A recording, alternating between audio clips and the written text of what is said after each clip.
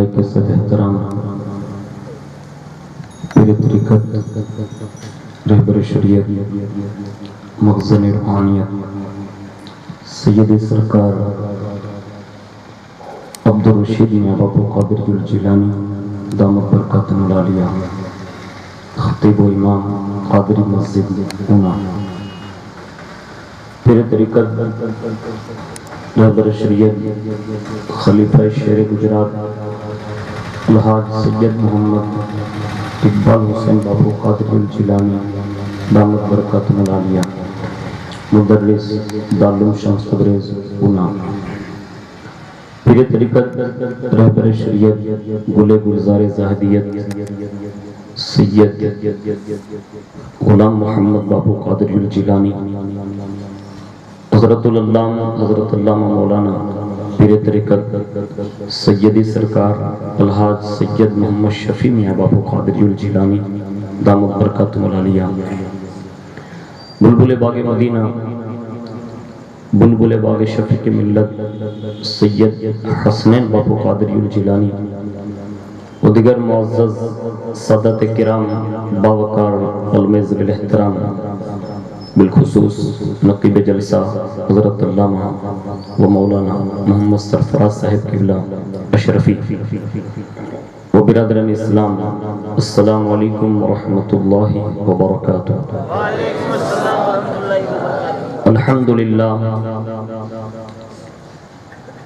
الحمدللہ رب العالمین والعاقبۃ للمتقین والصلاة والسلام على سید الانبیاء والمرسلین وعلى آلہ واصحابہ وازواجہ وذریاتہ واہل بیتہ وابنہ الغوث العظم الجیلانی اجمعین، اما بعد فاعوذ باللہ من الشیطان الرجیم، بسم اللہ الرحمن الرحیم، انما یرید اللہ لیذہب عنکم الرجس اہل البیت ویطہرکم تطہیرا، وقال یا ایہا الذین آمنوا اتقوا اللہ وکونوا مع الصادقین، وقال قل لا اسألکم علیہ اجرا الا المودۃ فی القربى، صدق اللہ مولانا العظیم وبلغنا رسولہ النبی الامین المختار الکریم ونحن علی ذلک لمن الشاہدین والشاکرین والحمد للہ رب العالمین۔ آئیے سب سے پہلے اہل سنت والجماعت کے دستور کے مطابق اور بالخصوص پیغام سیرت مصطفیٰ کے اصول کے مطابق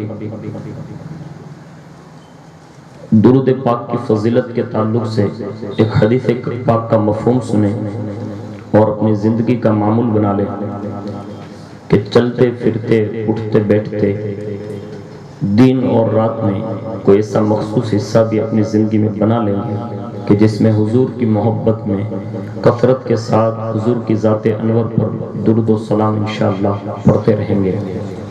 جیسا کہ حدیث پاک میں اللہ کے پیارے حبیب صلی اللہ علیہ وسلم نے ارشاد فرمایا کہ جو دنیا میں کثرت کے ساتھ مجھ پر درود پاک پڑھے گا قیامت کے دن وہ سب سے زیادہ مجھ سے قریب ہوگا۔ تو اس حدیث پاک کے اس فرمان پر عمل کرتے ہوئے پورا مجمع مل کر الفت و محبت کے ساتھ عقیدت و انسیت کے ساتھ مکین گنبد خضرا حضور سیدنا محمد رسول اللہ صلی اللہ تعالی علیہ وآلہ وسلم کی بارگاہ پر انوار میں جی لگا کر درود پاک کا نذرانہ پیش فرما لیں۔ اللہم صلی علی سیدنا و مولانا محمد وعلی آل سیدنا و مولانا محمد کما تحب و ترضى بأن تصلی علیہ صلاۃ و سلام علیک یا رسول اللہ صلی اللہ تعالی علیہ وآلہ وسلم۔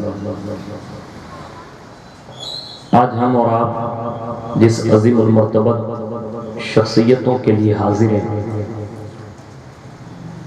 تاجدار اقلیم ولایت، شہ سوار میدان شجاعت،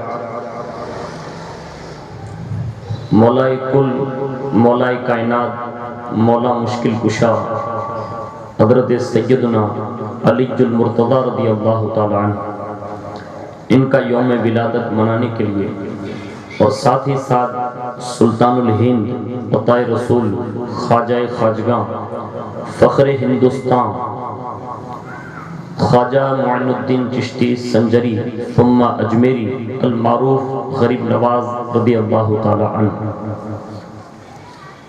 ماہ رجب شریف کی آج 16ویں شب ہے اور ہمیں کل کے دن کا وہ بھرپور موقع بھی آپ ہم سب نے اٹھایا ہوگا کہ کل کا دن جو گزرا ہے وہ بھی علی کے لال کا دن تھا، جسے دنیا امام جعفر صادق رضی اللہ تعالی عنہ کا نام دیتی ہے۔ سنی اگر تو سنبھل جانا، تیرے قدم اگر رک جائیں اور تو غور و فکر کرنے پر بیٹھ جا تو ایک بزرگ کا قول سن۔ ایک بزرگ سے کسی نے پوچھا تھا کہ شب قدر کب ہوتی ہے؟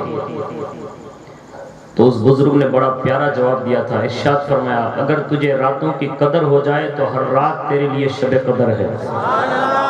تو ہمارے اور آپ کے لیے بڑی خوش نصیبی ہے کہ ماہ رجب المرجب میں اتنی مایہ ناز شخصیتوں کے آراز یوم ولادت اور جشن مناتے ہیں۔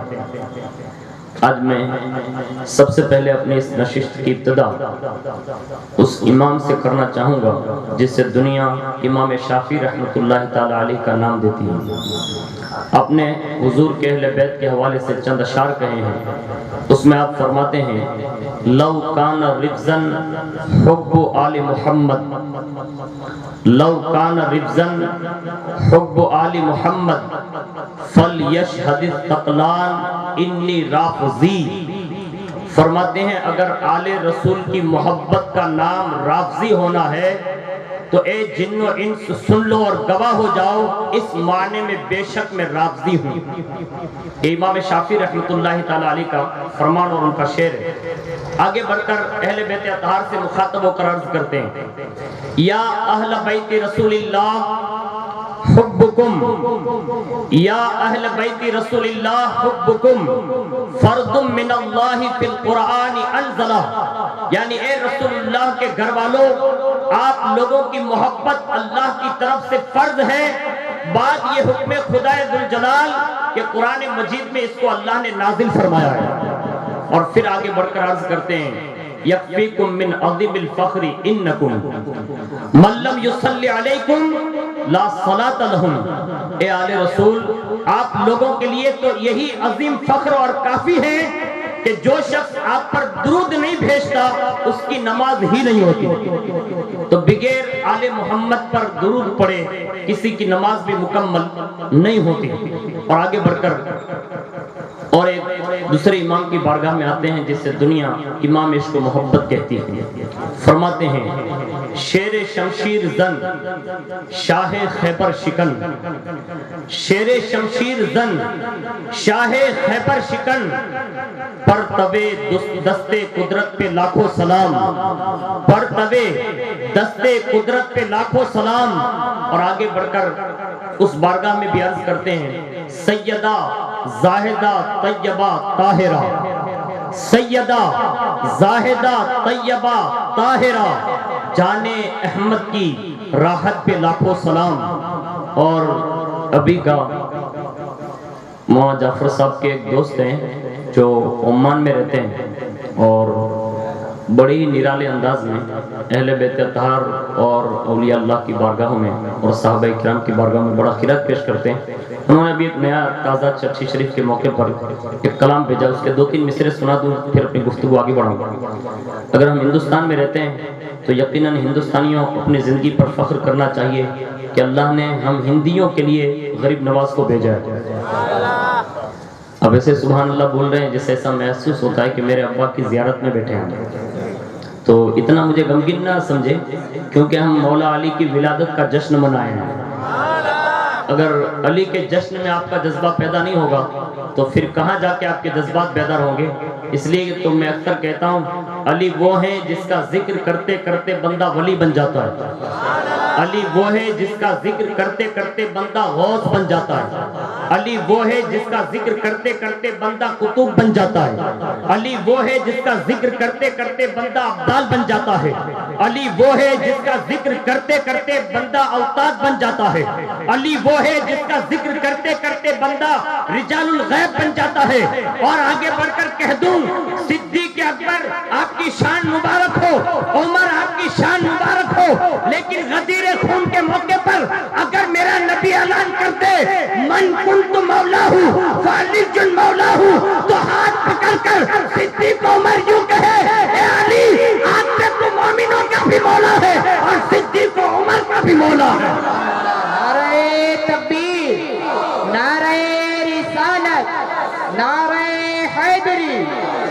اور علی کو دنیا میں کوئی نہیں سمجھ سکتا۔ ہم جب فضائل غوث الورا بیان کرتے ہیں تو بڑے ڈنکے کی چوٹ پر کہتے ہیں غوث پاک وہ ہے جسے وقت کا غوث بھی نہیں سمجھ سکتا۔ ارے جب غوث اعظم کی غوثیت کسی کو سمجھ میں نہیں آتی تو علی کی ولایت کہاں سے سمجھ میں آئے گا؟ تو حقیقت ہے کہ ہم علی کے جشن میں بیٹھے ہیں۔ غریب نواز کے حوالے سے 3 مصرے میں پیش کر رہا ہوں، اگر دل میں بیٹھ جائے تو اس کو یہاں سے لے کر جائیں۔ اب کوئی پوچھے کہ بھئی اولیاء کے ذکر سے کیا ملتا ہے تو جنید بغدادی کا قول سن لو۔ حضرت جنید بغدادی سے کسی نے کہا تھا کہ یہ بزرگوں کی سیرت اور صحابہ کی سیرت جو سناتے اس سے کیا ملتا ہے؟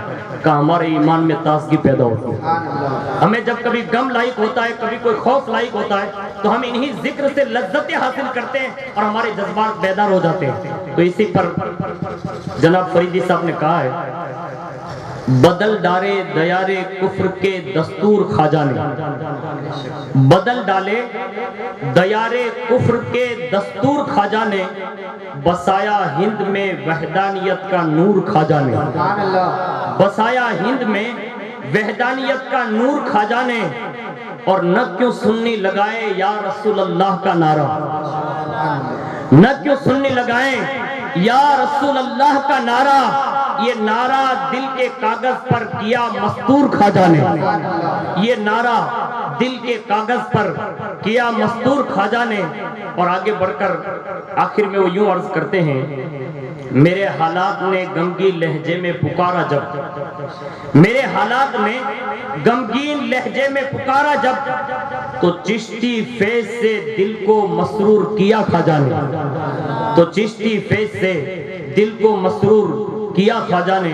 اور مولا کائنات کی بارگاہ میں انہوں نے سلام کا تحفہ پیش کیا ہے۔ جیسا کہ آپ کو معلوم ہونا چاہیے کہ سلام کی دنیا میں سب سے زیادہ مشہور زمانہ مصطفیٰ جان رحمت اور کعبے کے بدر الدجا، اس میں آپ اسٹیپ بائی اسٹیپ دیکھیں۔ اکثر میں نعت خانوں کو یہ کہا کرتا ہوں اور سب کو یہ ذہن میں رکھنا بھی چاہیے۔ اللہ رب العزت نے قرآن عظیم میں ارشاد فرمایا ان اللہ و ملائکتہ یصلون علی النبی، بے شک اللہ اور اس کے فرشتے نبی پر درود بھیجتے ہیں۔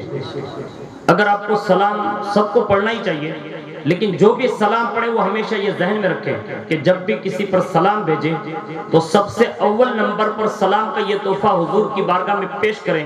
اس کے بعد حضور کے توسل سے جمیع صحابہ کرام، اہل بیت کرام اور جتنے بھی بزرگوں کی بارگاہ میں آپ پیش کریں، حق تو یہ ہے کہ حضور کی ساری امت پر پیش کریں، لیکن پہلے اول نمبر پر قرآن کی نص قطعی ہے کہ اگر تم نے حضور کی بارگاہ میں پہلا سلام نہ بھیجا تو پھر یہ قرآن کی نص قطعی کے خلاف آپ نے کام کیا، اور بغیر حضور کے واسطے کے کسی کو سلام پہنچ نہیں سکتا۔ یہ ہمارے بزرگوں کا بہت پرانا دستور ہے جو آج لوگ اس کو بھول بیٹھے ہیں۔ تو پہلے میں حضور کی شان میں 2 مصرے پڑھ دے رہا ہوں، اس کے بعد فریدی صاحب کے 2 شعر پڑھتا ہوں۔ مصطفیٰ جان رحمت پہ لاکھوں سلام، شمع بزم ہدایت پہ لاکھوں سلام، اور جس سہانی گھڑی چمکا طیبہ کا چاند، جس سہانی گھڑی چمکا طیبہ کا چاند، اس دل افروز ساعت پہ لاکھوں سلام۔ اب فریدی صاحب لکھتے ہیں تاجدار اقلیم ولایت، میدان شہ سوار میدان شجاعت، مولا کائنات کی شان میں کہ یا علی شیر خدا تیری امامت کو سلام، یا علی شیر خدا تیری امامت کو سلام، تاجدار عشق و عرفاں تیری عظمت کو سلام، اور تیرا گھر ہے جنتی افراد کی آماج گاہ۔ اب یہاں سے آپ یہ ضرور لے کر جائیں، میں نے اکثر تقریروں میں کہا تھا، کبھی کبھی یہ سوچتا تھا کہ میرے جملے یہ شاید کوئی مجھ پر اعتراض نہ کر بیٹھے، لیکن فریدی صاحب نے مجھے یہ شعر دے کر میری حوصلہ افزائی کی کہ انہوں نے ایک شعر میں لکھا ہے، مولا کائنات کی بارگاہ میں عرض کرتے ہیں، تیرا گھر ہے جنتی افراد کی آماج گاہ۔ عرض کرتے ہیں مولا کائنات آپ کا گھر جو ہے وہ جنتی لوگوں کے رہنے والی جگہ ہے، یعنی اس میں ماں خاتون جنت رہتی ہیں، حضرت حسنین کریمین رہتے ہیں، تو یہ کون لوگ ہیں؟ تو یہی جنتی لوگ ہیں، اور جنتی لوگوں کی آماج گاہ اگر کسی کو دیکھنا ہے تو وہ مولا علی کے گھر کو دیکھے، اور اس گھر کی شان یہ ہے جس کو مولانا استاد زمن حضرت حسن رضا بریلوی کہتے ہیں، در فاطمہ تو وہ در ہے کہ بے اجازت جن کے گھر جبریل بھی آتے نہیں۔ مولا کائنات کا دروازہ وہ دروازہ ہے کہ بے اجازت جن کے گھر جبریل بھی آتے نہیں، قدر والے جانتے ہیں قدر و شان اہل بیت۔ تو کہتے ہیں تیرا گھر ہے جنتی افراد کی آماج گاہ، حیدر کرار تیری آل و عطرت پہ سلام، حیدر کرار تیری آل و عطرت کو سلام۔ اور آگے بڑھ کر عرض کرتے ہیں کہ مصطفیٰ کی پیاری شہزادی تیرے گھر کی بہار، مصطفیٰ کے گھر کی پیاری شہزادی تیرے گھر کی بہار، اے گل رحمت تیری شان و شوکت کو سلام۔ اور آگے بڑھ کر آج کے جشن کے تعلق سے جب انہوں نے 13 رجب المرجب میں اس کلام کو لکھا تو وہ کہتے ہیں، بن گئی فانوس قندیل حرم تیری حیات، بن گئی فانوس قندیل حرم تیری حیات، والد حسنین تیرے یوم ولادت کو سلام، والد حسنین تیرے یوم ولادت کو سلام۔ اور جاتے جاتے آخری شعر وہ کہتے ہیں کہ آیت تطہیر کا صدقہ فریدی کو ملے، آیت تطہیر کا صدقہ فریدی کو ملے، اے حبیب مصطفیٰ تیری طہارت کو سلام۔ ایک مرتبہ بڑی محبت کے ساتھ درود شریف سنائیں، اللہم صلی علی سیدنا صلی اللہ تعالیٰ علیہ وآلہ وسلم۔ حضرت مولا کائنات رضی اللہ تعالیٰ عنہ کی ولادت کا جشن منانا اور ان کا ذکر کرنا یہ انبیاء کی سنت ہے، اور انبیاء کی زبانوں پر جو ذکر جاری کروایا تو اللہ نے کروایا، تو ذکر علی کسی کی زبان پر جاری کروا دینا یہ اللہ کی سنت ہے۔ تو ہماری اور آپ کی بڑی خوش نصیبی ہے کہ ہم اور آپ مولا کل، مولا کائنات، مولا مشکل کشا حضرت علی المرتضیٰ شیر خدا رضی اللہ تعالیٰ عنہ کی یاد میں یہاں حاضر ہیں۔ میں چند گوشے آپ کی زندگی کے حوالے سے پیش کرنے سے قبل ایک جو بہت ہی حسین روایت ہے میں آپ کے سامنے پیش کر دوں تاکہ آپ کو پتہ چل جائے کہ ذکر علی صرف ہم نہیں کرتے، بلکہ آج کا تو ایک ماحول ایسا بنا کھڑا کر دیا گیا ہے کہ یہ تو صرف شیعوں کا طریقہ ہے علی علی کرنا۔ میں کہتا ہوں علی علی کرنا یہ شیعوں کا طریقہ نہیں، یہ جنتیوں کا طریقہ ہے۔ آپ کو میں دلیل دے رہا ہوں، میرے پاس ایک کتاب موجود ہے جو مشہور زمانہ کتاب ہے، ہر عموماً علماء کے پاس موجود ہوتی ہے۔ اس کتاب کا نام ہے نزہۃ المجالس۔ اس میں حضرت آدم علیہ السلام اور حضرت حوا رضی اللہ تعالی عنہ کا ذکر ہے کہ حضرت آدم علیہ السلام کو جب اللہ رب العزت نے تخلیق فرمایا تو بڑے حسین تھے، یہاں تک کہ مورخ نے لکھا ہے کہ حضرت آدم علیہ السلام کا جو گال مبارک تھا جس کو رخسار مبارک کہتے ہیں، تو ایسا لگتا تھا کہ جیسے ان کے مبارک رخسار میں سورج تیر رہا ہو۔ عنہ کی تخلیق ہوئی تو اللہ رب العزت نے نور محمدی کی چمک حضرت آدم کو عطا فرمائی اور حسن یوسف کی چمک اللہ نے حضرت حوا کو عطا فرمائی۔ تو دونوں اتنے حسین تھے، اتنے حسین تھے کہ جنت کی حوریں بھی ان کے حسن کے سامنے ہینچ نظر آتی تھی، لیکن جب آپس میں ایک دوسروں سے ملاقات کا وقت سمائی ہوا جب حضرت ہوا کو دیکھا تو قریب جانا چاہا تو غیب سے آواز آئی، آدم ہوا کو ہاتھ نہ لگائے جب تک کہ مہر ادا نہ کر دے۔ اے حضور کے امتیوں، غور تو کرو کہ پوری کائنات میں حضور کا کتنا بڑا احسان ہے۔ حضرت آدم نے ایک فطری تقاضا تھا انسانی، آگے بڑھ کر حضرت ہوا سے گفتگو کرنا چاہی تو کہا آدم ٹھہرو، جب تک مہر ادا نہیں کر دیتے بات نہ کریں۔ عرض کی مولا ان کا مہر کیا ہے؟ کہا میرے محمد پر درود و سلام پڑھ لو۔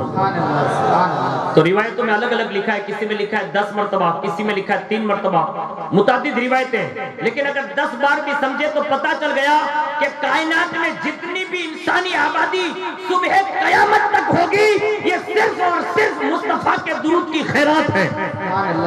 یعنی حضور پر درود بھیجنے کی خیرات کا نام حضرت انسان ہے۔ اگر وہ درود نہ بھیجتے تو حوا کو ہاتھ نہ لگا سکتے۔ تو پتہ یہ چلا حضرت حوا رضی اللہ تبارک و تعالی عنہا کو جو حضرت آدم علیہ السلام کے نکاح میں دیا گیا تو یہ حضور کے درود کا واسطہ پڑا، لیکن جب دونوں ساتھ میں مل کر جنت میں رہنے لگے تو ایک مرتبہ حضرت آدم علیہ السلام نے حضرت حوا سے کہا ہوا، کہا کیا بات؟ کہا تو نے مجھے دیکھا؟ کہا ہاں۔ کہا میں نے تجھے دیکھا، لیکن تیرے حسن جیسا میں نے آج تک جنت میں کسی کو حسین نہیں دیکھا۔ تو حضرت آدم علیہ السلام سے حضرت حوا نے کہا آدم میں نے بھی تمہارے جیسا جنت میں پوری جنت میں کسی کو حسین نہیں دیکھا۔ اب جیسے یہ گفتگو ہوئی تو فوری طور پر اللہ رب العزت نے حضرت جبریل علیہ السلام سے فرمایا، اے جبریل جا تو میرا آدم اور حوا آپس میں کچھ گفتگو کر رہے ہیں، اسے وہاں سے لے چل اور جنت الفردوس میں کچھ محلات میں نے بنائے ہیں ان کی سیر کرا دے۔ اب جنت میں بننے والے دو انسان ہیں جسے دنیا حضرت آدم علیہ السلام اور حضرت حوا رضی اللہ تبارک و تعالی عنہا کہا جاتا ہے۔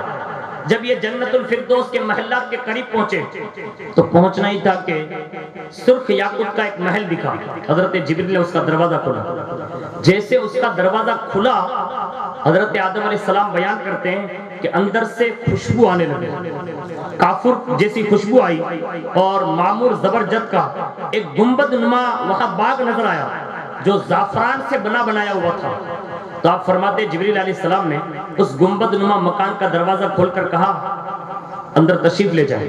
تو حضرت آدم علیہ السلام فرماتے ہیں کہ جیسے اندر میں نے دیکھا نا تو وہاں سنہری یاقوت کا ایک تخت بنا ہوا تھا، اس کے پائے مروے دار کے تھے، اس پر ایک شہزادی جلوہ فکن تھی جس کے انوار اور تجلیات حسن و جمال اور شعاعوں نے ماحول کو مزین کر رہا تھا، اور اس کے سر پر جواہرات کا ایسا حسن و جمیل والا ایک تاج رکھا ہوا تھا۔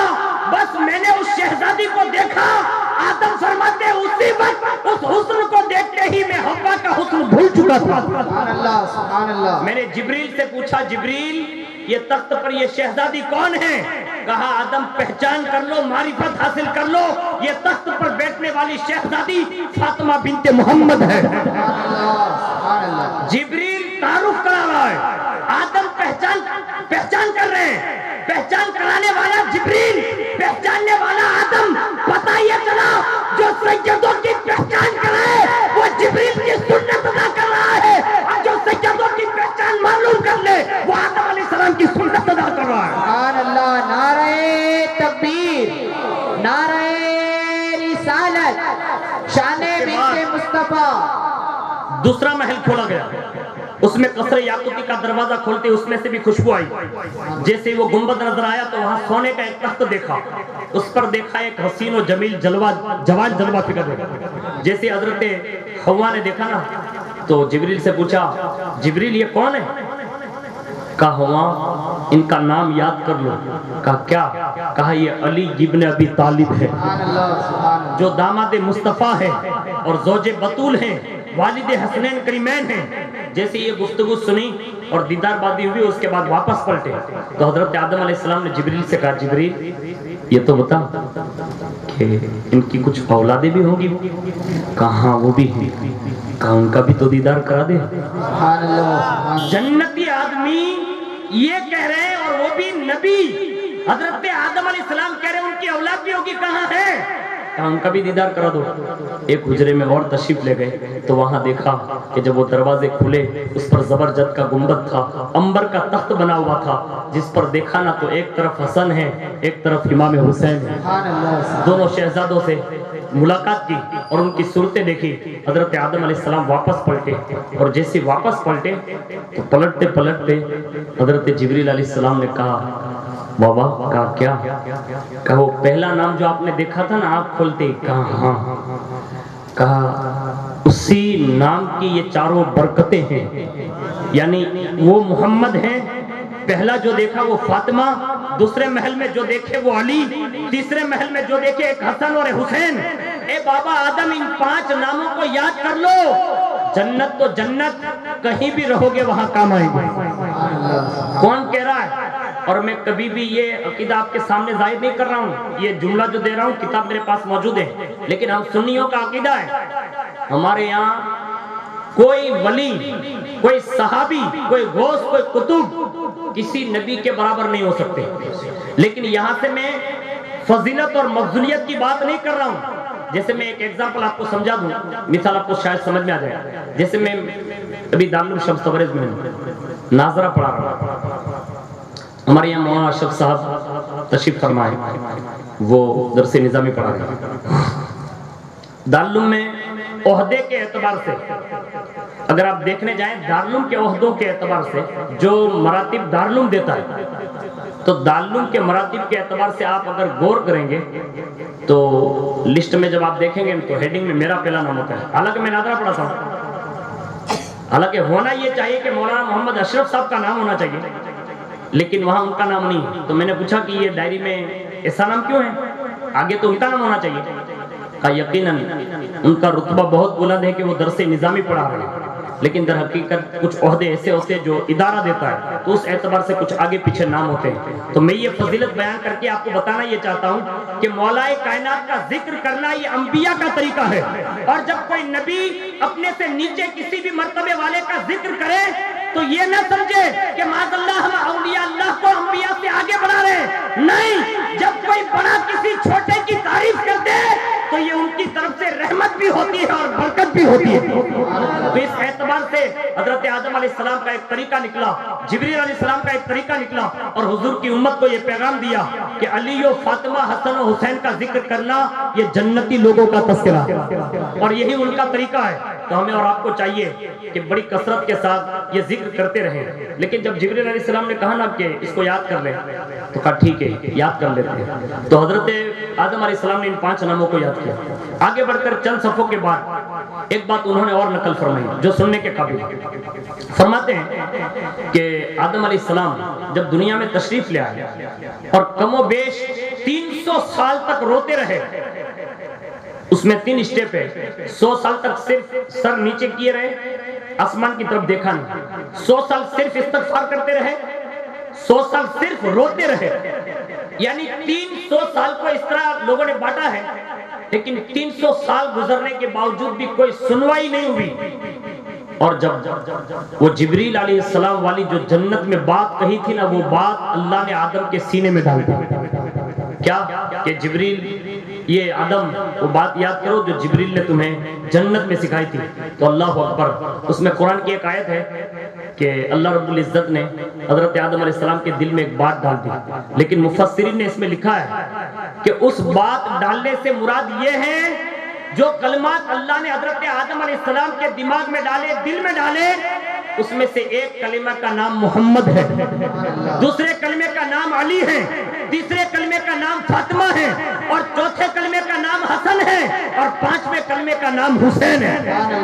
اور پھر انہوں نے دعا کی، اللہم بحق محمد، بحق علی، بحق فاطمہ، بحق حسن، بحق حسین۔ جب انہوں نے یہ نام پیش کیے، اللہ کی رحمت جوش میں آ کر کہتی ہے، اے آدم آج تو تو نے صرف اپنی توبہ اور مغفرت مانگی ہے، اگر یہ 5 سن کے صدقے میں اپنی قیامت تک کی ساری اولاد کی مغفرت مانگ لیتا تو آج کے دن ان 5 کے صدقے میں سب کو معاف فرما دیتا۔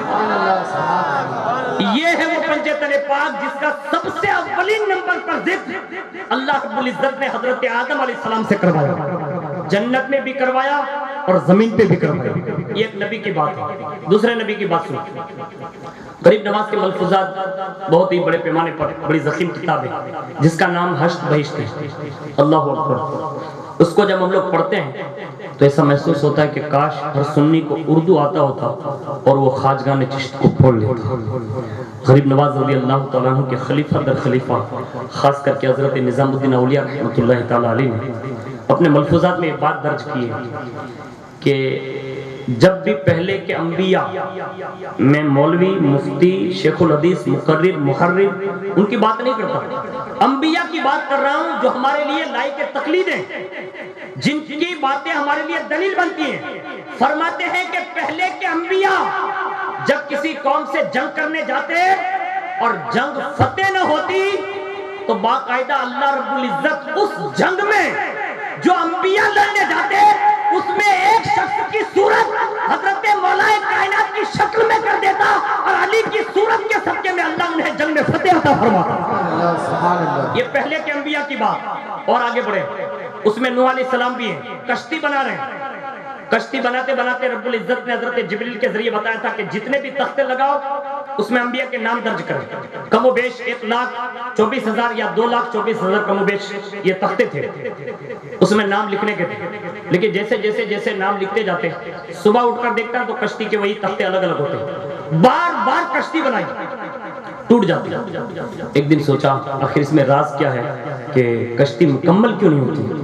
تو اللہ اکبر، رب کی طرف سے پیغام آیا. کہا نوح کشتیاں اس سے مکمل نہیں ہوتی. تو کہا شروعات جو ہے محمد سے کر اور ختم علی پر کر دے. یعنی وہ نام کی برکتیں ہوں گی. لیکن جب تختے لکھنے لگے تو 4 تختے بچ گئے جس میں باقاعدہ حضرت نوح علیہ السلام کو پیغام دیا گیا. کہا نوح اب جو 4 تختے بنے اس میں ایک نام صدیق اکبر کا لکھ دے، دوسرا نام عمر فاروق لکھ دے، تیسرا نام عثمان غنی لکھ دے اور چوتھے نام پر آخر میں مولا علی لکھ دے. تو یہ انبیاء کرام کی وہ کشتی جو مکمل ہوئی نوح علیہ السلام کی اور جو نجات ملی. اس لیے حضور نے فرمایا کہ میری اہل بیت نوح علیہ السلام کی کشتی کی مانند ہے. جو اس میں سوار ہوا نجات پا گیا تھا، جو اہل بیت کی محبت میں وارستہ رہا وہ بھی دنیا میں بھی نجات پائے گا، آخرت میں بھی نجات پائے گا. اور ساتھ ساتھ میں جب نوح علیہ السلام اس کشتی سے جب فارغ ہوئے اور اس کے بعد آپ نے جو تبلیغ کی تو تبلیغ کے دوران جب آپ کی عمر کے آخری ایام تھے تو غالباً میرے شیخ اجازت نے یہ بیان کیا ہے جو میں نے کل سنا. انہوں نے فرمایا کہ نوح علیہ السلام کی جب آخری عمر تھی تو نوح علیہ السلام قبر کھودنے لگے. تو کہا آپ یہ کیا کر رہے ہیں؟ کہا سنو.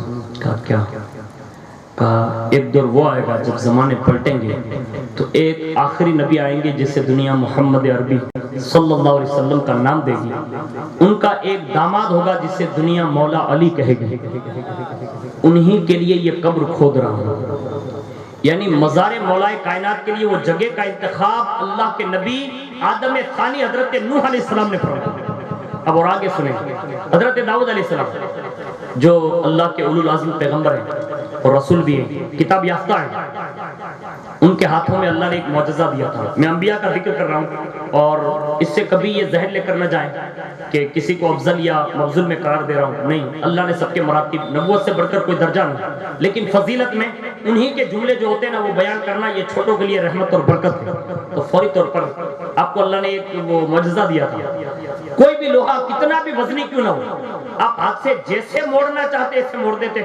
حق تو یہ ہے جو اوزار بنانا چاہتے وہ بنا لیتے. حالانکہ لوہے کی فطرت میں کہ اس کو آگ میں ڈالا جائے وہ جب گرم ہو جائے اس کے بعد یہ اثر ہوتا ہے کہ پھر اس کو پیٹا جاتا ہے تب جا کے اوزار بنتے ہیں. لیکن اللہ کا نبی اگر بغیر آگ میں گرم کیے ہوئے لوہے کو ہاتھ لگائے اور جو بنانا چاہے وہ بنا سکتا ہے. یہ نبی کی طاقت ہے. لیکن جب آپ بناتے بناتے ہر چیز اوزار جو بیچا جاتے وہ سب کو دیتے جاتے. ایک مرتبہ کسی امتی نے پوچھ لیا کہا حضور، اور یہ ساری باتیں محبوب الہی حضرت نظام الدین اولیاء نے اپنی کتاب میں لکھی وہ بتا رہا ہوں. تو حضرت داؤد علیہ السلام سے کسی نے پوچھ لیا کہا حضور ایک بات عرض کریں. کہا کیا؟ کہا ہم لوگ تو دیکھتے ہیں جتنے بھی ستارے جو بھی مطلب وہ لے کر بیٹھے پھٹیا تو اس میں تو وہ لوہا گرم کرتے ہیں پھر پیٹتے ہیں پھر جا کے کاٹ پیٹ ہوتی ہے تب جا کے وہ اوزار بنتا ہے. اور آپ تو گرم بھی نہیں کرتے، جیسا چاہتے ہیں ایسے موڑ دیتے ہیں اور وہ ایسا ہوتا ہے جیسے موم کو آپ موڑتے ہیں. تو آخر آپ کے ہاتھوں میں یقیناً آپ اللہ کے نبی کمال ہیں. لیکن یہ تو بتائیں کہ یہ لوکھن کو موڑتے موڑتے آپ ذکر کیا کرتے ہیں؟ قربان جائیں داؤد علیہ السلام کے جملے پر اور مولا کائنات کی اس فضیلت پر۔ اللہ کا نبی داؤد علیہ السلام کہہ رہے ہیں کہ جب لوکھن میرے ہاتھ میں آتا ہے اور موڑنا چاہتا ہوں تو کہتا ہوں علی علی علی علی علی علی علی کے نام کی برکت سے یہ لوہا میرے ہاتھوں میں موم بن جاتا ہے۔ سبحان اللہ سبحان اللہ۔ یہ داؤد علیہ السلام کے جملے ہیں۔ اور میں آگے بڑھنا چاہتا ہوں، توجہ سے سنیں، اللہ کی عزت کی قسم، جب بھی کسی کو کوئی مشکل آئے نا تو ہر کوئی یا رسول اللہ کا نعرہ لگا، حضور کی بارگاہ میں عریضے پیش کرے۔ آدم علیہ السلام اگر مصیبت میں پھنس جائے تو یا رسول اللہ کہے، نوح پھنس جائے تو یا رسول اللہ کہے، داؤد پھنس جائے تو یا رسول اللہ کہے، موسیٰ پھنس جائے تو یا رسول اللہ کہے، جتنے بھی دنیا میں انبیاء ہیں ضرورت پڑے یا رسول اللہ کہے۔ لیکن کائنات میں ایک وقت ایسا بھی آیا کہ جب خیبر کے دن صدیق گئے فتح نہ ہوا، عمر گئے فتح نہ ہوئی، تو پھر اس کے بعد حضور نے رات میں اعلان کیا کل جھنڈا اس سے ملے گا جس سے اللہ بھی محبت کرتا ہے، اس کا رسول بھی محبت کرتا ہے۔ اور اس کے بعد جب صبح ہوئی تو سب کو انتظار ہونے لگا کہ کس کو بلایا جائے گا، لیکن یاد رکھے سب تو مشکلوں میں حضور کو پکارے، اور جب اسلام پر مصیبت اور مشکل آئے نا تو مصطفیٰ علی کو آواز دیتے اور کہتے آئین علی ابن ابی طالب، علی ابن ابی طالب کہاں ہیں؟ لوگوں نے عرض کیا یا رسول اللہ وہ تو جو ہیں آٹا مطلب گوندھ رہے ہیں اور چکی چلا رہے ہیں۔ تو کہا چکی چلا رہے؟ کہاں؟ کہا کیوں؟ شجاعت کے پیکر ہو کر کیا چکیاں چلاتے ہیں؟ کہا حضور ان کی آنکھوں میں درد ہے۔ حضور نے قریب بلایا بھی اور بلانے کے ساتھ اپنا لعاب دہن لگایا اور علی کے ہاتھ میں وہ جھنڈا دیا۔ مولا کائنات سے پوچھو علی، عمر، صدیق، لشکر سب کے سب جا چکے تھے، دو دو بار حملے ہوئے، پھر بھی جھنڈا ہاتھ میں لے لیا۔ علی کا جگر جواب دے گا نادانو، علی کے ہاتھ کو نہ دیکھو، جھنڈے کو نہ دیکھو، کس نے فتح کی بشارت دی ہے اس مصطفیٰ کی زبان کو دیکھو۔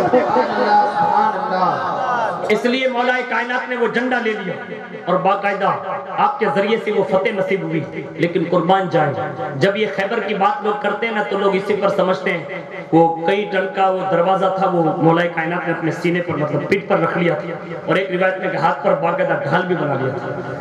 لیکن یارو علی کی طاقت کو مصطفیٰ جانے یا تو ان کا خدا جانے، ہماری اور آپ کی کوئی اوقات نہیں۔ سن لو میں ایک میدان محشر کی ایک بات بتا دوں، شاید آپ کے دل و دماغ پر یہ اتر جائے۔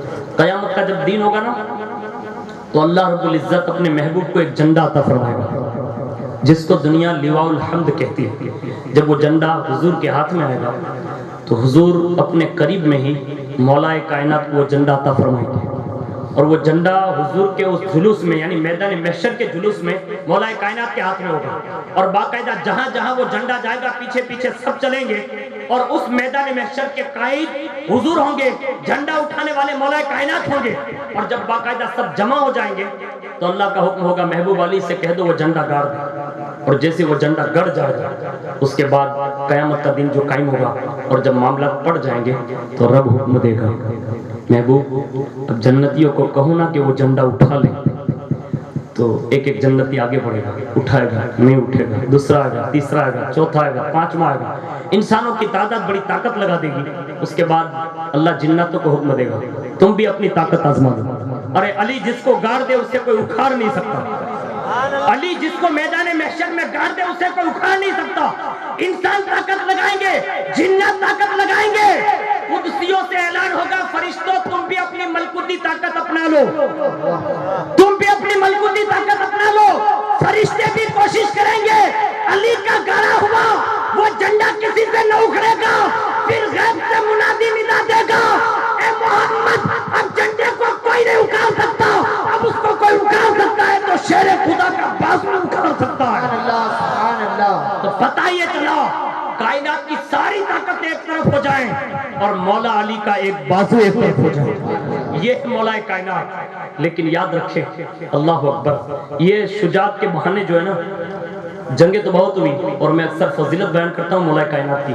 میں نے شروع میں چند جملے اس لیے دے دیے. آج مجھے شجاعت علی بیان کرنا ہے اور شجاعت علی میں خاص کر کے جنگ خندق کے موقع پر ایک بات بتا کر اپنی گفتگو کو اختتام کی طرف لے جاؤں. زیادہ ٹائم نہ لوں گا, 5 منٹ ہی صحیح. کہ اللہ رب العزت نے آپ کو جو طاقت دی تھی نا, اس کا یوز تو یوز آپ نے تو آپ نے, آپ کے سارے خاندان نے ساری طاقت دین کے نام پر لگا. آج ہم حج کرتے ہیں, طواف کرتے ہیں, لیکن قربان جائیں ان کا وہ گھر گھر ہے کہ جس گھر کا طواف خود کعبہ آ کر کرتا ہے. ارے ہم نماز پڑھتے ہیں تو 5 وقت ہماری تو کئی چھوڑ بھی جاتی ہے, کبھی جمعہ بھی چھوڑ جاتی ہے, لیکن وہ جب نماز پڑھتے ہیں نا تو اس شان سے پڑھتے ہیں کہ سجدے میں لگا ہوا تیر بھی کھینچ لیا جائے تو پتہ تک نہیں چلتا. یہ ان کی نماز ہے. ہم بھی روزے رکھتے ہیں, سحری بھی پیٹ بھر کر, افطاری بھی پیٹ بھر کر, لیکن اے مولا کائنات کی بارگاہ میں حاضری دینے والوں, ان کے خاندان کا شیوا ہے. یہاں تک کہ غریب نواز کی شان میں لکھا ہے کہ آپ خود بھی جب روزہ رکھتے ہیں تو باقاعدہ 7 دن کے بعد افطار فرماتے ہیں, اور اس میں بھی وہ ٹکڑا جو اپنے روٹلا بولتے ہیں نا, روٹلا, اس کی چوکنی جو ایک چوتھیا ہوتا ہے, یعنی وہ چوکنا جو کھاتے ہیں اور اسی پر گزارا کرتے ہیں. پھر اس کے بعد 7 روز تک اور روزہ. اب جب 14ویں صدی کے بعد ان کے خاندان کے شہزادوں کا یہ عالم ہے تو مجھے بتاؤ مولا کائنات کی شان کا عالم کیا ہوگا کہ انہوں نے کس انداز میں روزے رکھے ہوں گے. لیکن میں یہ عرض کر رہا تھا کہ روزے ہم بھی رکھتے ہیں, روزے وہ بھی رکھتے ہیں, لیکن یاد رکھیں ہم روزے رکھیں تو ہمارے اور آپ کے لیے تو زیادہ سے زیادہ کوئی دعا کر دے, اور ہمارے لیے کوئی زیادہ سے زیادہ یہ کہ چھوٹے بچے نے اگر روزہ رکھتا تو اخبار والا چھاپ دیتا کہ پہلا روزہ رکھا. لیکن قربان جائیں جب اہل بیت اطہار کے یہاں کوئی گھر میں روزہ رکھتا اور افطار کے وقت اگر غریب مسکین اور یتیم کو کھلا دینا تو جبریل قرآن کی آیتیں لے کر آتے. اور آج بھی ان کے روزوں کا ذکر قرآن میں ہے. ہم روزے رکھے تو کوئی کتاب میں ذکر نہیں ملتا. یہ اہل بیت اطہار کی شان ہے کہ ان کا ذکر ہے. اور آگے سنیں, ہم زکوٰۃ دیتے ہیں نا تو زیادہ سے زیادہ اپنا قیمتی مال دیتے ہیں اور اس میں بھی بخل سے کام لیتے ہیں. لیکن علی کا گھر زکوٰۃ نہیں بلکہ دین کے لیے حسین دے رہے ہیں, دین کے لیے علی اکبر دے رہے ہیں, دین کے لیے علی اصغر دے رہے ہیں, دین کے لیے قاسم دے رہے ہیں, عباس دے رہے ہیں, اور اپنا سارا کنبہ دے رہے ہیں. اور آج بھی ہم اور آپ جو کچھ امن و سکون کے ساتھ رہ رہے ہیں تو یہ مولا کائنات کے لالوں کا صدقہ ہے. اگر یہ نہ ہوتے نا تو ہم اور آپ امن میں نہ رہتے, شانتی میں نہ رہ سکتے. یہ سارا قرار علی کے لالوں کی خیرات ہے. تو سن لیں ان کی شجاعت. میدان میں جب مولا کائنات پہنچتے تھے تو اچھوں کے وہ مطلب پیر اکھڑ جاتے, لیکن قربان جائیں مولا کائنات کی شجاعت پر. ایک جنگ کا موقع ہے اور جنگ کا موقع یہ تھا کہ مولا کائنات رضی اللہ تعالیٰ عنہ دیکھ رہے کہ ایک کے بعد دیگر سب لڑ رہے ہیں, اور لڑتے لڑتے جب بات آگے نکل گئی تو حضرت مولا کائنات رضی اللہ تعالیٰ عنہ نے دیکھا کہ آخر کار اس میدان جنگ میں عمرو ابن عبد ود جو ہزاروں پر بھاری پہلوان تھا وہ سامنے آ کے کھڑا ہوا اور اس نے پکارا کہ ہے کوئی میرے مقابلے میں آئے. اب جب کوئی مقابلے کے لیے نہیں جا رہا تھا تو حضور کی بارگاہ میں مولا کائنات کھڑے ہوئے. عرض کیا یا رسول اللہ میں جاؤں؟ تو حضور نے فرمایا علی ابن عبد ود ہے, بیٹھ گئے. حضور نے بیٹھ گئے. اب جیسے بیٹھ گئے, اب بیٹھنا کیا تھا کہ پھر اس نے پکارا ہے کوئی جو میرا مقابلہ کرے. سب صحابہ ساکت کھڑے, کوئی کھڑا نہیں ہو رہا. پھر مولا علی کھڑے ہوئے. عرض کیا یا رسول اللہ میں جاؤں؟ حضور نے فرمایا علی ابن عبد ود ہے, بیٹھ گئے. 2 بار بیٹھا. تیسری بار ابن عبد ود نے پھر اعلان کیا ہے کوئی. اب خدا کا شیر کھڑا ہو گیا, اور جیسے شیر خدا کھڑے ہوئے حضور نے فرمایا علی ابن عبد ود ہیں. تو عرض کیا یا رسول اللہ میں بھی علی ہوں. جیسے حضور نے دیکھا کہ علی کا حوصلہ بلند ہے, حضور نے فوراً ذوالفقار حیدری تھما دی, کہا علی لو. جیسے مولا کائنات وہاں پہنچے میدان میں آئے, اور جیسے قریب آئے نا تو مورخین نے لکھا ہے کہ جیسے عبد ود نے قریب سے دیکھا کہ مولا کائنات آ گئے مقابلے کے لیے تو پوچھا کہ آپ کون ہیں؟ کہا مجھے نہیں پہچانتے, میں ابو طالب کا بیٹا ہوں. اور جیسے ہی جناب ابو طالب کا نام لیا تو ابن عبد ود کہنے لگے, کہا جناب ابو طالب سے میرے گہرے تعلقات تھے اور میں یہ نہیں چاہتا کہ میں تمہارے ساتھ لڑوں اور لڑ کر تمہارا خون بہاؤں, اس لیے تم واپس چلے جاؤ. اتنے میں شیر خدا کی جرت اور شجاعت پر لاکھوں سلام ہو. فرماتے ہیں اے ابن عبد ود علی تو یہی چاہتا کہ وہ تم سے ہی لڑے, یعنی جرت مندی جہاں ہزاروں پہلوان میں کوئی کھڑے ہونے کے لیے طاقت نہیں، وہاں علی جرت دکھا رہے ہیں، کہا میں تو یہی چاہتا ہوں تجھ سے ہی لڑوں گا۔ جیسے اتنا سنا نا تو اس نے سوچا کہ علی ابھی تمہاری جوانی ہے، واپس مڑ جاؤ، ابھی وقت ہے، واپس مڑ جاؤ۔ کہا نہیں، جب علی میدان میں آ جاتا نا تو میدان میں سے بڑے بڑے پہلوانوں کے پیر اکھڑ جاتے ہیں، اور واپس جانے کے لیے نہیں آیا ہوں۔ ابن عبد ود نے بہت سمجھایا مولا کائنات کو، کہا ایسا ویسا، کوئی بات نہ مانی۔ آخرکار مولا علی رضی اللہ تعالیٰ عنہ نے کہا عمرو تجھے ایک تیرا قول یاد ہے؟ کہا کیا؟ کہا تیرے سامنے جب کوئی تین باتیں رکھتا ہے تو ایک کو تو قبول کر لیتا ہے؟ کہا وہ میرا قول مجھے یاد ہے۔ کہا سناتا ہوں میں، تو قبول کر لینا۔ کہا وہ تین باتیں کیا سنائیں گے آپ؟ مولا علی نے فرمایا تیرا ہی قول ہے نا؟ کہا ہاں۔ آپ نے فرمایا قربان جائیں علی کی جرت پر، شجاعت پر، آج ہم اپنے سگے بھائی کو نماز کی دعوت نہیں دے سکتے، مولا علی عین جنگ کے موقع پر عمرو ابن عبد ود سے کہتے ہیں عمرو سب سے پہلی بات یہ کہتا ہوں آج بھی وقت ہے دامن مصطفیٰ میں آ جائے۔ میدان یہ شجاعت کا بہت بڑا پہلوان سامنے کھڑا تھا، لیکن مولا علی کی شجاعت اور جرت مندی یہ تھی، سب سے پہلے دعوت دی تو یہ کہا آج بھی وقت ہے، محبوب کے دامن میں آ جا، صرف کلمہ پڑے گا صحابیت کے درجے پر فائز ہو جائے۔ جب دعوت دی کہا یہ بات میں تسلیم نہیں کرتا، ٹھیک کہا سن علی دوسرا قول کہنے جا رہا ہے، تیری تین باتیں ہوگی نا؟ کہا ہاں۔ کہا دوسری بات کہنے جا رہا ہے، پہلی تو قبول نہیں کی، ایک بات قبول ہی کر لیتا تو آخر میں کہا ہاں۔ کہا ایک کام کر عمرو، کہا کیا کام کر؟ کہا میدان چھوڑ کر گھر چلا جا۔ مولا کائنات رخصت دے رہے ہیں، موقع دے رہے ہیں، محل کے اعتبار سے کہا اب عمرو ابن عبد ود دوسری بات کہہ رہا ہوں، تیری بھلائی اسی میں کہ تو گھر یہاں سے میدان چھوڑ کر گھر چلا جا۔ تو اس زمانے کا بہت بڑا پہلوان تھا وہ، گھر کیسے بھاگ جاتا؟ تو مسکراتا ہوا کہتا ہے کہا اگر گھر بھاگ جاؤں گا نا تو وہاں کی عورتیں تانا دیں گی، اس لیے گھر تو نہیں جا سکتا۔ اب تیسری بات سنیے مولا کائنات کی جرت مندی کی، ارشاد فرماتے پہلی بات میں نے کہی اسلام قبول کر لے، منع کر دیا تو نے؟ کہا ہاں۔ کہا دوسری بات کہی میدان چھوڑ کر بھاگ جا، تو نہیں مانا نا؟ کہا نہیں۔ کہا تیسری دعوت یہ ہے کہ علی سے لڑنے کے لیے تیار ہو جاؤ۔ اب وہ جاتا کہاں؟ علی نے زنجیر جو ایسی باندھ دی، اب چاروں طرف سے وہ گر چکا تھا، اس کے قول کے مطابق جب آمنا سامنا ہوا، قربان جائے مولا کائنات کی شجاعت پر، آج صرف علی کی اس جنگ کو صرف دنیا والے نہیں دیکھ رہے تھے، رب العزت فرشتوں سے یوں کہہ رہا تھا کہ فرشتوں دیکھو میرے علی کی جرت دیکھو، میرے شیر کی جرت دیکھو، اس کی ہمت دیکھو، چاروں طرف سے فرشتے دیکھ رہے ہیں۔ اور جب حضور نے مولا کائنات اور عمرو ابن عبد ود کو لڑتے دیکھا تو قریب صحابہ جو بیٹھے تھے فرماتے ہیں میرے یاروں دیکھو دیکھو، ایک طرف اسلام لڑ رہا ہے اور دوسری طرف کفر ہے اور آمنا سامنا ہو رہا ہے۔ حضور یوں بیان کر رہے تھے ایک طرف ایمانی جنگ ہو رہی ہے، ایک طرف کفر کی جنگ ہو رہی ہے، اور جب آپس میں تلواریں ٹکرائی اور کسی کی ڈھال پر کسی کے نیزے پر جب آمنا سامنا ہونے لگا، کئی وار کیا عمرو ابن عبد ود نے، لیکن کوئی وار مولا علی کی اس ڈھال پر یا اس ہاتھ پر آئے، لیکن مولا علی نے جب ذوالفقار حیدری لہرائی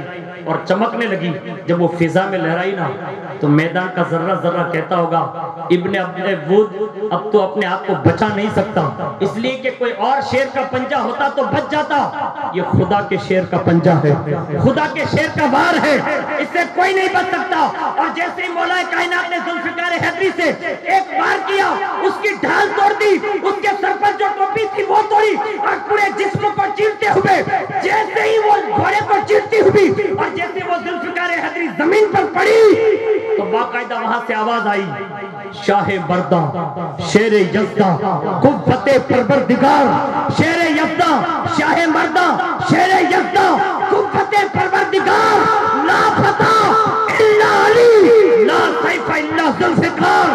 اور جیسے عبد ود گرا فوری طور پر صحابہ کرام نے نعرہ تکبیر اور نعرہ رسالت سے علی کا استقبال فرمایا، اور جب مولا علی وہاں سے پلٹے تو اس پہلوان کی بہن دوڑی ہوئی آئی، اس زمانے میں جو خیمے میں بیٹھی تھی، دوڑ کر آئی نا تو اپنے بھائی کو دیکھا، ڈھال بھی وہی ہے، تلوار بھی وہی ہے، گھوڑے کا سامان بھی وہاں ہے، ٹوپی بھی وہی ہے۔ اس نے وہاں میدان میں اپنے سپاہیوں سے مل کر کہا میرے بھائی کو قتل کرنے والا کوئی بزدل نہیں ہوگا، شجاعت کا پیکر ہوگا۔ تو کہا تم نے کیسے اندازہ لگایا کہ یہ یہ شجاعت کا پیکر ہے. کہا جب آدمی آپس میں جنگ لڑتے ہیں نا، جب کسی کے اوپر وہ فتح پا لیتے تو سامان اٹھا کر لے جاتے ہیں، لیکن یہ دل کا بھی غنی ہے اور اپنے بازوؤں کا بھی غنی ہے. اس نے اس کے سامان پر ہاتھ نہیں رکھا کہ یہ تلوار لے جاؤں فلاں چیز لے جاؤں، اس لیے لگتا ہے کہ وہ شجاعت کا پیکر ہے، دل کا بھی غنی ہے. مولا علی واپس گئے اور جیسے بیٹھ گئے، تھوڑی دیر کے بعد حضور نے فرمایا علی کیا کہا عمر ابن عبد ود تیرے سامنے لڑ رہا تھا تو علی کیا محسوس کر رہے تھے؟ عرض کرتے یا رسول اللہ کیا مطلب؟ کہا کہ وہ ہزاروں پہلوانوں پر بھاری، میں نے تجھے 2 مرتبہ بٹھایا، تیسری بار تم گئے، تمہاری فرمائش پر میں نے بھیجا، کیا محسوس کر رہے تھے؟ قربان جائیں علی کی شجاعت پر. عرض کرتے ہیں یا رسول اللہ یہ تو عرب کا ایک میدان میں پہلوان کھڑا تھا، اگر ساری کائنات کے پہلوان ایک طرف ہو جاتے تو علی آج کے دن سب کو ختم کر دیتا. اور اس پچھاڑنے پر حضور نے بشارت دی، یعنی اتنے بڑے کافر کو مارنے پر حضور نے فرمایا علی تیرا یہ عمل جو یہ میدان میں کام تو نے کیا ہے، قیامت کے دن اتنا وزنی ہوگا کہ ایک میزان کے پلے میں اگر ساری کائنات کے اعمال رکھ دیے جائیں گے اور ایک پلے میں صرف تیرا یہ عمل رکھ دیا جائے گا، سب اعمال کے دنیا پر سب کے عمل پر تیرا یہ عمل بھاری نظر آئے گا. یعنی مولا کائنات کا یہ عمل اتنی بڑی بشارت کا مالک نکلا. اور اس کے بعد باقاعدہ پوری دنیا میں آج بھی مولا کائنات کی یہ شجاعت مشہور ہے. اور انشاءاللہ اس شجاعت کے نغمے ہم انشاءاللہ موقع رہا تو پھر کبھی وقت کی پابندیوں کے ساتھ سنائیں گے. میں زیادہ آپ کا وقت نہ لیتے ہوئے اپنی بات اسی پر ختم کرتا ہوں، لیکن مولا کائنات کی ولادت کا ذکر مختصر الفاظ میں یوں سن لیں کہ ماں حضرت فاطمہ بنت اسد رضی اللہ تعالی عنہ جو مولا کائنات رضی اللہ تعالی عنہ کی والدہ ہیں، فرماتی ہیں کہ مولا کائنات رضی اللہ تعالی عنہ کی ولادت کے وقت میں طواف کعبہ میں مشغول تھی. 4 چکر پورے ہوئے اور کعبے کے اندر سے آواز آئی. جیسے میں اندر گئی اور باقاعدہ 3 روز کے بعد واپس باہر آئی تو باقاعدہ مولا کائنات کو لے کر باہر آئی. اور جب مولا علی باہر تشریف لائے، جناب ابو طالب نے جب دیکھا اور بنو ہاشم اور خاندان قریش نے جب دیکھا کہ عبد المطلب کے خاندان میں بچے کا جنم ہوا تو سب دوڑے. لیکن 3 روز کے بعد تشریف باہر لائی تھی اور 3 روز یہاں گزر چکے تھے. حضور کو اطلاع دی گئی کہ جناب ابو طالب کے یہاں ایک بیٹے نے جنم لیا ہے. بڑی خوشی ہوتی تھی حضور کو، اس لیے کہ جناب ابو طالب اور حضرت فاطمہ بنت اسد رضی اللہ تعالی عنہ انہوں نے بڑی خدمت حضور کی کی. یہاں تک کہ حضور فرماتے تھے حضرت فاطمہ بنت اسد کے تعلق سے کہ میری ماں آمنہ کے بعد اگر کوئی میری ماں ہے تو وہ فاطمہ بنت اسد ہے. یعنی مولا کائنات کی والدہ کے حوالے سے اتنا وہ طرز عمل. جب سنا کہ میرے چچا کے یہاں بیٹے کا جنم ہوا دوڑے ہوئے آئے، اور جیسے دوڑے ہوئے آئے تو جناب ابو طالب نے غم کی حالت میں اپنے بیٹے کو ہاتھ میں دیا. عرض کیا بھتیجے کیا بات ہے چچا؟ کہا بیٹا تو ہوا ہے لیکن آنکھیں نہیں کھولتا. لیکن جیسے وہ دست مصطفیٰ میں جو آ چکے تھے، عرض کیا چچا آپ نے دیکھا نہیں، دیکھو یہ بچے نے تو آنکھیں کھول دی ہے. اور جیسے ہی یہ دیکھا نا تو والدہ بھی خوش ہو گئی، والد بھی خوش ہو گئے اور خوشیوں کی لہر دوڑ گئی. تو کہا چچا یہ تو بتائیں نام کیا رکھا؟ کہا بھتیجے آپ ہی نام رکھ دو. کہا میں تو یہ چاہتا ہوں اس کا نام علی رکھا جائے. ابھی جیسے یہ کہنے کہ علی رکھا جائے، اتنے میں فاطمہ بنت اسد نے وہاں سے آواز دی، کہا سنو محمد، جب علی کعبے میں پیدا ہوئے تو کعبے کی دیواروں سے آواز آئی تھی فاطمہ یہ ساری کائنات کے ولیوں کا دھنی ہے، اس کا نام علی رکھ دینا. تو نام بھی اللہ کی جانب سے اور رسول اللہ کی جانب سے رکھا گیا. اور مصطفیٰ نے علی نام رکھ کر اتنا بلند کر دیا، اتنا بلند کر دیا، اتنا بلند کر دیا. پیغام صاحب معراج فرماتے ہیں کہ جیسے میں آسمان کی بلندیوں پر گیا اور عرش کے اس تخت پر لوح پر میں نے نظر کی نا تو اس میں بھی لکھا تھا لا الہ الا اللہ محمد رسول اللہ علی ابن ابی طالب. یعنی حضور کے نام کے ساتھ وہاں میں نے علی کا نام دیکھا. اور ایک معراج میں حضور نے فرمایا کہ باقاعدہ میں نے ہر آسمان کے اوپر ایک فرشتہ ایسا دیکھا جو علی کی صورت میں موجود تھا. اور ایک حدیث پاک میں ہے کہ حضور نے چاروں یار کی فضیلت بیان کرتے ہوئے مولا علی کی فضیلت یوں بیان کی، کہا علی جب میں معراج میں تھا اور جنت گیا، صدیق کا بھی محل دیکھا، عمر کا بھی دیکھا، عثمان کا بھی دیکھا، لیکن جب تیرے محل میں گیا نا تو میں نے تیرے محل میں ایک حور دیکھی جس کو اللہ نے فاطمہ کے روپ میں پیدا فرمایا تھا. یعنی فاطمہ کے حسن کی خیرات دے دی تھی. تو جب میں اندر جا کر دیکھا تو وہ حور سامنے آئی. عرض کرتی ہے یا رسول اللہ آپ یہ محل میں کیسے تشریف لائے؟ کہا علی کا محل ہے۔ کہا یا رسول اللہ صحیح ہے۔ کہا کہ آپ مجھے جانتے ہیں؟ کہا نہیں۔ تو کہا کہ آپ مجھے جان لیں، میں سب سے پہلے جو اللہ نے آپ کو اور مولا کائنات کو حضرت آدم کے ہزاروں سال پہلے جو پیدا فرمایا تھا، ہاں، کہا اسی دن ساتھ ساتھ میں علی کے لیے مجھے بھی پیدا فرمایا۔ اب آپ اندازہ لگائیں، ذرا سوچیں، جن کی شان اتنی معزز ہو، جس کو اللہ اس کے رسول نے اتنی بلندیاں دی ہو، ہم اور آپ تو ان کے فضائل جو بھی بیان کریں وہ لفظوں کی حدوں میں ہیں، ورنہ علی اور خاندان علی کا مقام تو لوگوں کو قیامت کے دن پتہ چلے گا۔ علی کسے کہتے ہیں، فاطمہ کسے کہتے ہیں، حسن کسے کہتے ہیں، اور مولا حسین کسے کہتے ہیں۔ شرط یہ ہے کہ محمد سے وفا تو نے تو ہم تیرے ہیں، یہ جہاں چیز ہے کیا لوح و قلم تیرے ہیں، اور بے ادب گستاخ فرقے کو سنا دے اے حسن، بے ادب گستاخ فرقے کو سنا دے اے حسن، یوں کہا کرتے ہیں سنی داستان اہل بیت، وما علینا الا البلاغ۔ السلام علیکم۔